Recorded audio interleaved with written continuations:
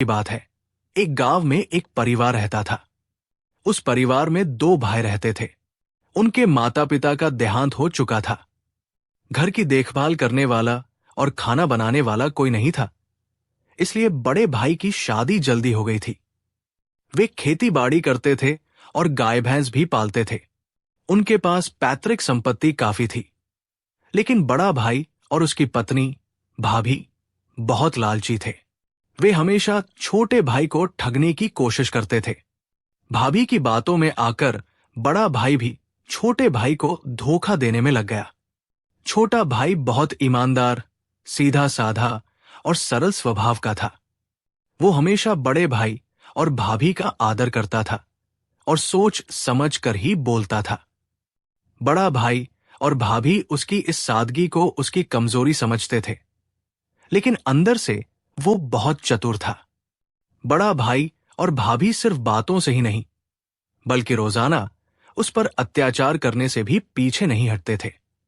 छोटे भाई से जब ये अत्याचार और दबाव बर्दाश्त नहीं हुआ, तो वो अपनी गौशाला में चला गया। उसने सोचा कि अब अच्छा होगा कि वो अपना हिस्सा लेकर अलग रहे। उसने हिम्मत करके बड़े भाई और भाभी से कहा, मैं अब आपके साथ नहीं रह सकता। मुझे मेरी पैतृक संपत्ति का हिस्सा दे दीजिए। मैं अकेला रहूंगा। जैसे किसी को बिना कुछ किए ही मनचाही चीज मिल जाए, वैसे ही उन्होंने तुरंत छोटे भाई का प्रस्ताव स्वीकार कर लिया। उन्होंने छोटे भाई को जितना हो सके उतना ठगा। उन्होंने उसे कोने में एक छोटा सा बंजर खेत दिया, जहां कुछ भी नहीं उगता था।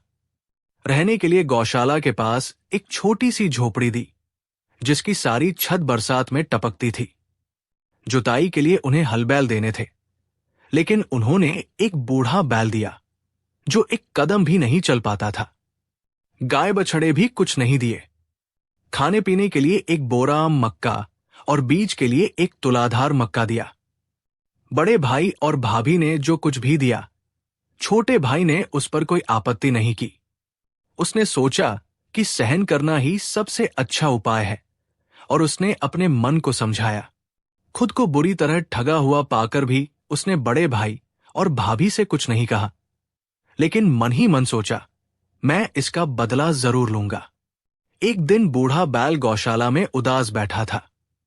बूढ़े बैल ने बहुत देर तक छोटे भाई को देखा, फिर बोला, मालिक, मैं बूढ़ा हो चुका हूं। मैं कुछ नहीं कर सकता। मैं आपको एक उपाय बताता हूं, उसके बाद आप अमीर बन जाएंगे। बूढ़े बैल की बात सुनकर